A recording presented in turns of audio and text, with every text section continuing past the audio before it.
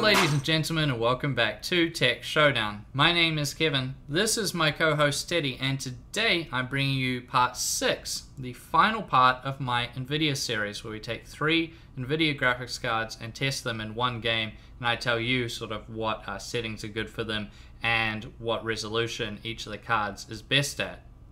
So today's game is Dishonored 2. Now, this is quite a popular game. When it came out, it had a few issues, but they've got on top of many of them now. So it's obviously a sequel. I played the first game. It was very good. I enjoyed the first one. It got a bit annoying at times, as you know you have with most stealth games, but it was very cool. It was quite original in quite a few ways. This one, Dishonored 2, is a lot prettier. I think it looks a lot better. It still retains the style of the original, which some people like, some people don't like. It still retains the stealth aspect as well, which a lot of people did really like about the original game. And overall, so far, I think it's pretty good, and it's a lot of fun, that's for sure. Although it did have a few issues at launch. It's been, you know, a lot of them have been fixed now. It still has a 120 FPS limiter, so some of the high refresh rate guys will be a bit bothered by that, although I'm sure you can take that away. I just haven't had time to look into it. So let's start the testing then. With the baby brother of the 3 we'll be testing. This guy right here, the Gigabyte G1 Gaming GTX1060.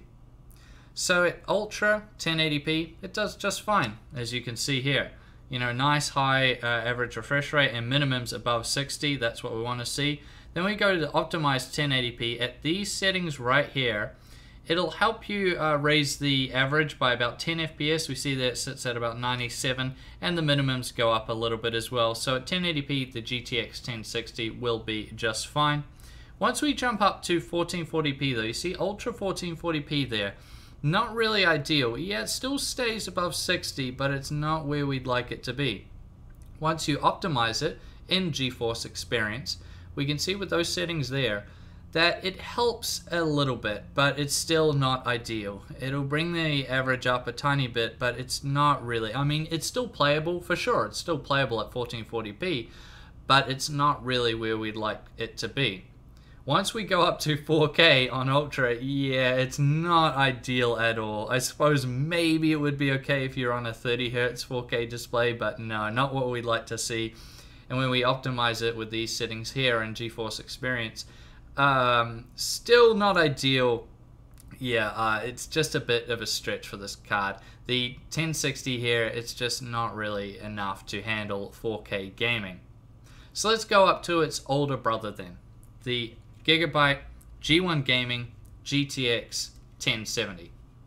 So of course, at 1080p on Ultra, it just motors through it just fine, no worries at all.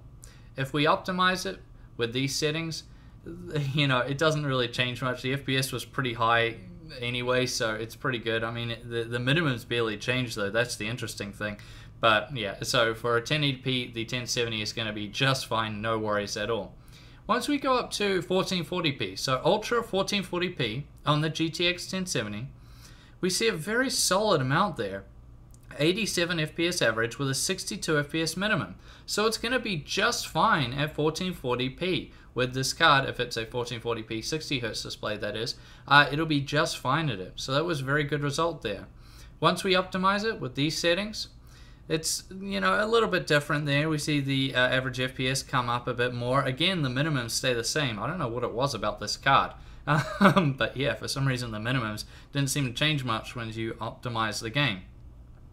Then when we go up to 4K, so Ultra at 4K is seeing not really ideal there. 48 FPS, still not ideal, 32 minimums, and then once we optimize it with these settings, yeah, it doesn't really help that much. You'll get to 60 FPS on average, but you still have that 40 FPS minimum, which isn't ideal at all. So yeah, once again, the 1070 I don't think is enough. It's certainly going to be better, and it might get you by if you're on a 4K display, but it's not really where you'd like it to be.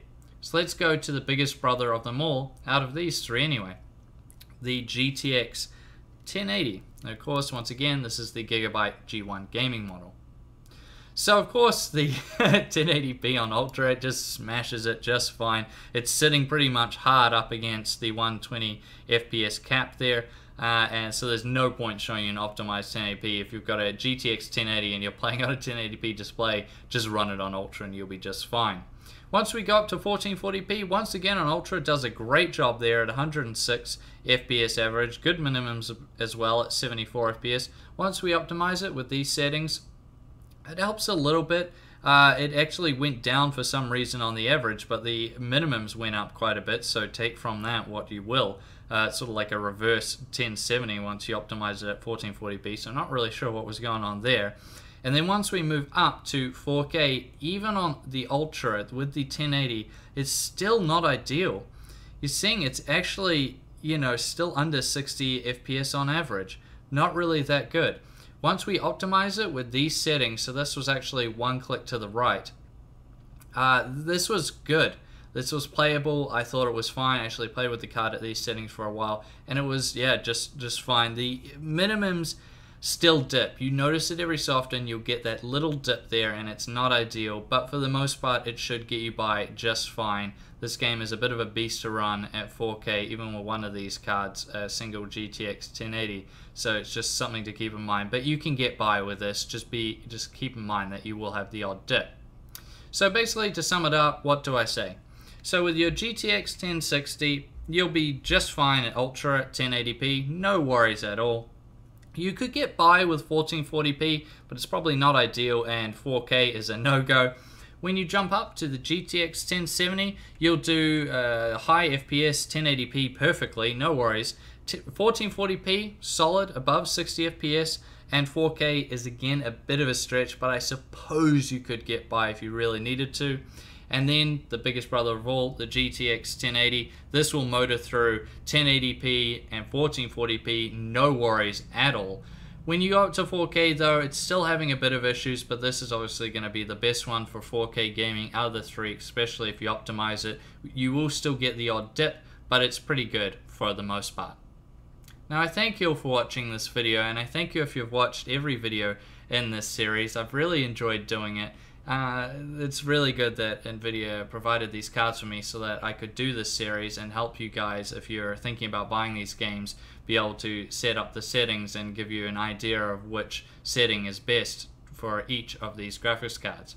Now I thank you all for watching this video, and I'll see you guys next time.